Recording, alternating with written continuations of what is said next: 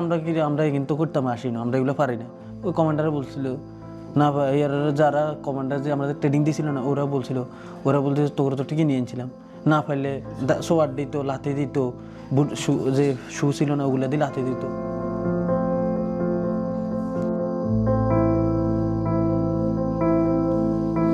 এখানে একটা torture sell ছিল, ওইখানে তারা মুখে হিট করে বেশি, তারপরে বেলচাস এগুলো দিয়ে, মানে তার যেইভাবে যেই স্টাইলে মনে চায় ওই স্টাইলে মারার পরে উলঙ্গ করে তারপরে এই টর্চার সেলে বইরা রাখে, হাতে হ্যান্ডকাপ পরায় রাখে। এই অবস্থায় সারা রাত থাকতে হয়।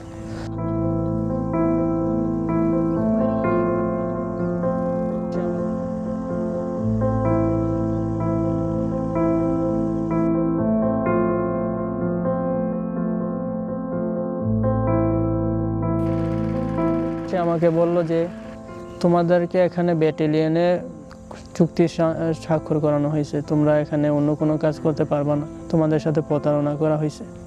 তারপর আমি ওই ম্যামকে নক দেই, তারপর থেকে তাকে বলি আপনি আমাদের সাথে কেন প্রতারণা করলেন। তো এই টেক্সট করার পর থেকে সে আমার কোনো মেসেজের রিপ্লাই দেয় না।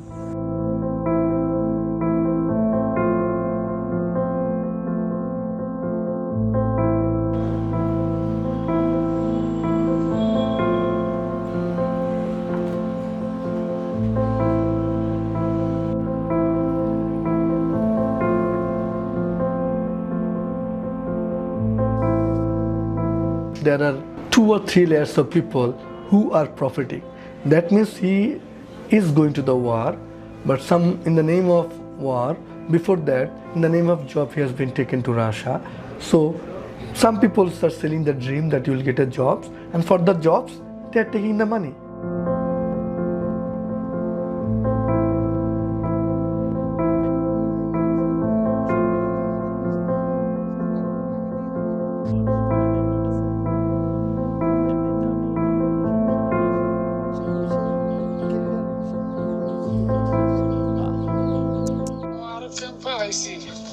আগের ক্যাম্পে নাই, আর ক্যাম্পে আনছি আমরা আরক ডিস্ট্রিক্টে দোয়া করিস। তো তোমরা এখানে আইসো, সই করছো, তোমরা থাকতে হইবে এখানে, এগুলো কষ্ট করছে। পরে আমরা এভাবে মানে 12 দিন ট্রেনিং ছিল, একটা ট্রেনিং এর মধ্যে ওরা বলছে যে কাঁধের উপর 2 মণ তলে মানে ওজনটা উঠাইছে ওখানে, মানে 7 দিন পর 15 দিন পর এরকম ছিল যোগাযোগ। তারপরে মার্চের 25 তারিখ থেকে পুরো আমার লগে যোগাযোগ বন্ধ। তখন আমরা একটা মেসেজ দিল যে বুঝছে আমি পড়লে যুদ্ধের কি খবর আমারে জানাইও, এটা একটা মেসেজ দিল। এটার পর থেকে আর কোনো খবর নাই, আমার সাথে যোগাযোগ একেবারে বন্ধ টোটাল। আমার দাবি শুধু একটা, আমার হাজব্যান্ডের ফিরে আসার দাবি। আমি টাকাও চাই না, কিছু চাই না, আমি শুধু সন্তানের বাবারে ফিরত চাই।